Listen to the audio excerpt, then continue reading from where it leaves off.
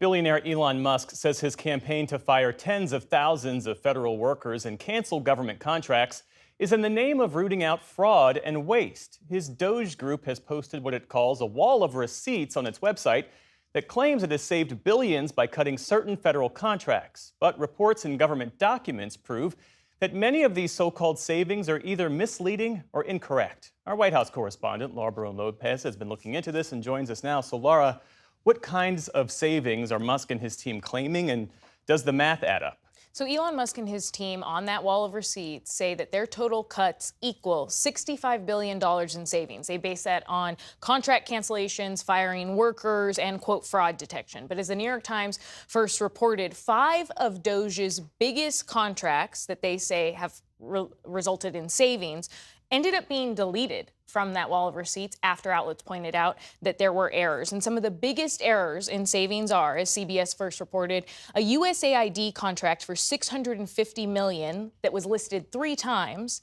As The Intercept first reported, a Social Security contract listed as $232 million instead of $560,000.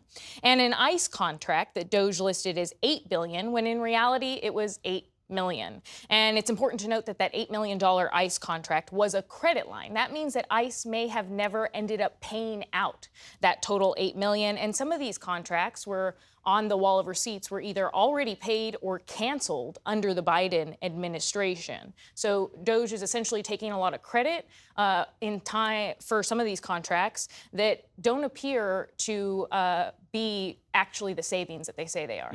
I know you were working the phones and talking to vendors who appear on this so-called wall of receipts. What did they tell you? So our colleague Kyle Madura spoke to one of these federal vendors, a Taylor Jones. His company, Culture Point, does leadership and management training. And his company was listed on Doge's wall of receipts as having a contract for almost $10 million. But Taylor Jones told NewsHour that not only was the amount of money wrong, it was actually $100,000, but it was not a guaranteed payment. It was a credit line, and the agreement with the government was never signed. We never had a contract, and we've actually never had a contract with the government that was, a $10 million contract or even a $1 million contract. So not that we're opposed to it, but it's never happened. So we were a little surprised to start getting calls from reporters about a non-contract that was never executed. So essentially, there wasn't even a contract to delete, Jeff. And when you look at all of this across the board, the math is really not adding up to $65 billion. There will be people who will say, well, what Musk is trying to do is still a worthy effort, trying to clean up government waste. How much money has the team actually saved so far? So the actual savings is around $2 billion, according to budget experts that we spoke to. And again, as you noted, Musk says that this is about that these cuts are meant to help reduce the deficit and pay for Republicans' tax cuts. We spoke to Jessica Riedel. She's a senior fellow at the Manhattan Institute. She was also the chief economist for former Senator Rob Portman, a Republican. And she put those so-called savings in context and corrected the record. At this point, the $2 billion in savings identified by Elon Musk would pay for 1/75th of 1% of the entire national debt. I have not found any legitimate evidence of fraud in the spending that Elon Musk has highlighted.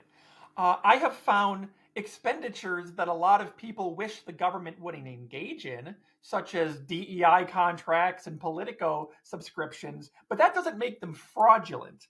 It just makes them policies that certain people would not like us to be spending money on.